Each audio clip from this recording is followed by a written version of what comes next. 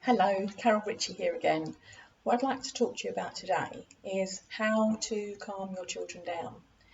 A lot of young people that come to see me about their children having what they often call tantrums, meltdowns, things like that. The thing they find really, really difficult once this has happened is how to get them into that calm state. And as I've spoken to many of you and lots of my clients about, once a young person is in a full state of anxiety, what is often called a state of fight or flight, or having a tantrum, having a complete meltdown, there's lots of different ways to describe it. But once they're in that state, they're not going to listen to you. They're not going to take any notice of what you're trying to explain to them until you have them calm. So the first thing you need to do is get them calm. Then you can go on to help them to be in a place where that doesn't happen so much, at least. Now, the first person that has to calm down in any situation like that is the adult. The adult needs to be calm first before the young person, before the child can be calm. In order for the adult to become calm, you have to be in full control of yourself. And learning to do that is something that you need to concentrate on mastering. As a parent or carer, you need to master your own calmness. You need to master the ability to become calm when you want to be. And we'll be doing some videos about that in the future. So let's just say you've managed to maintain your own calm. How then do you calm your young person, your child? Whenever I talk about this, there's always one particular incident that comes to mind. As with many of us, as you talk about things, as things come back, you have memories, and these are things that teach you. These are things that you learn from. And the only reason I know all this stuff is because, yeah, okay, I've trained with some amazing people, but I also spent many, many years learning from children, spending time with children in the classroom, in school, watching them, understanding them from seeing them. And that's what we need to do, isn't it? We need to observe our young people in order to learn from them. And I've often said I learned just as much from the children that I worked with as they learned from me. So the thing that comes to mind when I talk about calm is a particular time when a young lad, young teenager, with a certain amount of learning disability, was in big trouble with his teacher. He disagreed with her, they'd had an altercation, it had caused a conflict between the two of them, he was in big trouble and he was sent to me, okay? And I always found this was a bit odd, children being sent to me because they'd been naughty. It was always like I should be a punishment, and I was often the opposite. So he came to me, and I realised very early on that what he needed to do, rightly or wrongly, was rant. He needed to say all the things that had really pissed him off. He needed to tell not just me, but the whole world, all the things that had annoyed him. So I let him do that. I didn't judge. I didn't pass comment. I didn't agree with him, but I didn't disagree. So, for instance, when he told me that his teacher was a bitch, I didn't contradict him. I didn't contradict him about his teacher being a bitch, and I didn't tell him off for saying the word But what I did was, I just gave a little frown. And every time he said something, I would say something back like, oh, I see, or oh, or is that right? Okay, let's think about that. Okay, right then. And I would just make benign comments. And I would be nodding and saying things that weren't contradictory, because what I wanted him to do was feel that somebody was listening to him. I wanted him to know that somebody was listening to him. I also gave him my full attention, and my favourite thing when I'm doing training is to show people the Chinese symbol for listen, because when you look at how the Chinese write listen, they write a group of symbols, and when you analyse the symbols, they don't just mean sound coming into your ears, they mean listening with your eyes as well, listening with your ears, your eyes, your heart, everything. There's also a symbol in there for king, and that's because if you're listening to somebody, truly listening to them, then they should be the most important person. There's also a symbol in there for 10, and apparently that means because you should be listening to them as if you've got 10 eyes and 10 ears. So this is how we should be listening to our children, paying attention to them, giving them our full attention, watching them, watching their movements, mirroring their movements, mirroring their breathing, and then calming it down. But I found the most important thing in this whole process of calming, and there's a lot more you can do. When I'm working with my clients and I'm coaching them, I'm observing them, I'm observing the children, and I'm helping them to understand their particular child, that particular instance. But one of the most important things is the intention. And this works whether you have a baby with colic, or a 3-year-old having a tantrum, or an 8-year-old wanting to be boss, or a 14-year-old wanting independence. Whatever the meltdown has been caused by, this is the most important thing in attaining that calm with your child. And that is that intense, and the only way I can describe it, it sounds corny, but it's love.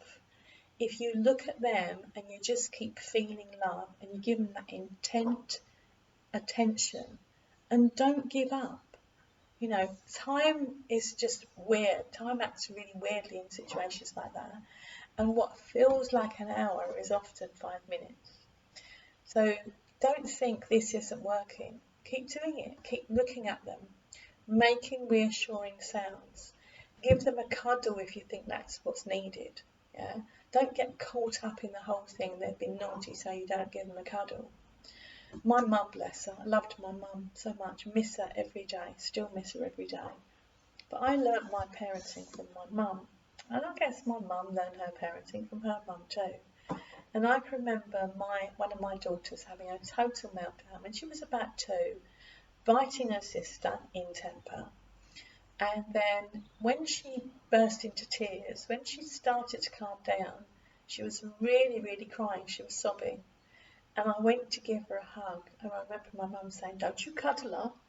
She's been naughty. Don't you cuddle her. You're rewarding her for bad behaviour. Please don't let anybody tell you that. If they need a hug to calm down, give them a hug. Because then, and only then, will they listen to you." So give them that intent attention, that intent love. And when they're calmed down, then you can talk to them about what's happened. The interesting thing is, quite often when we have to take control of a situation with children, we sort of let our instincts go out completely out the window. And if you think about how you would be with a baby, and I'm talking about everybody, even if you haven't got children, there are things that you do quite instinctively with a baby. Let's just say you have a baby who's just begun to crawl. So you have this little baby who's just started crawling. And you're watching them quite proudly that they're crawling, and then they start to crawl towards something that you know will hurt them. And that's the thing, isn't it? When children do something that we class as being not good behaviour, it's often things that we know if they carry on doing it will hurt them physically or emotionally, or hurt somebody else, which will hurt them emotionally eventually. So baby's crawling, just starting to learn to crawl, begins to crawl towards something that's going to hurt them. What do you do as a parent or a carer? Well, I'll tell you what you do. You take control of the situation. You are the adult, they are the child. You take control of the situation. And if taking control of the situation, if the only way you can do that is to physically take control and pick them up, then that's what you do. Sometimes you don't have to do that. Sometimes you take control of the situation by diverting their attention onto something else. But whether you take control physically or verbally or divert their attention, there are other things you do quite instinctively without even realising you're doing it. And you do it so instinctively that you probably can't even think of them now, but I'll tell you what they are. If you do have to take control of a baby when they're crawling, you take control. You then reassure them that you've done what you've done because you care, and you do that by giving them a hug, making soothing sounds, things like that. So you reassure them that you care. You reassure them that you've done what you've done out of caring and love. Then you reassure them that you did it because you have a good reason. So in other words, you explain to them why you did. You communicate with them. Now, Do you communicate at that point the way you would with a 16-year-old? No. You communicate with a baby. If you think about it now, what would you do? Would you say, "No, I didn't want you to crawl towards that fire, 6-month-old baby, because you'll burn yourself"? Of course not. You'll make sounds. You'll go, hot, burnies, all sorts of gestures and sounds. You'll use facial gestures, your hands, and you'll make sounds. And you do that because quite naturally what you want to do is communicate with the baby in the way the baby most understands. So you're making sounds because that's what the baby does. The baby makes sounds, gestures with their face, with their hands. That's what you do to them. Now think about it. Do we, any of us, communicate in the same way as we normally do if we're scared, anxious, angry, any of those things? Of course not. We don't. And that's because our brain isn't processing language in the same way anyway. So we communicate much more with visual communication, sounds and gestures. Now, a child of any age, if you think about it, a child of any age, if you're communicating with them when you've had to take control because they're doing something they shouldn't do, then they're going to be looking for facial gestures, hand gestures, sounds, very, very simple words, not lengthy explanations, really, really not lengthy explanations. So you take control, you reassure them that you did it because you care, you communicate with them what you did, why you did it, but in a way they're most likely to understand. And then the next thing that you do, quite naturally, is show them a better way. In actual fact, what you do is risk assess it. And I know that all sounds, oh yeah, you're talking about forms now. No, not about forms. You carry out dynamic risk assessments with your children second by second. Every time you look at them playing, you're carrying out a risk assessment. Are they safe? What might happen? And you are also immediately, dynamically making a plan to reduce that risk. It's what you do in here, not written down, in here. So you take control. You communicate with them in the way they're most likely to understand. You reassure them that you care, that you love them. And then you risk assess the situation and you put in place a plan to make it not happen again.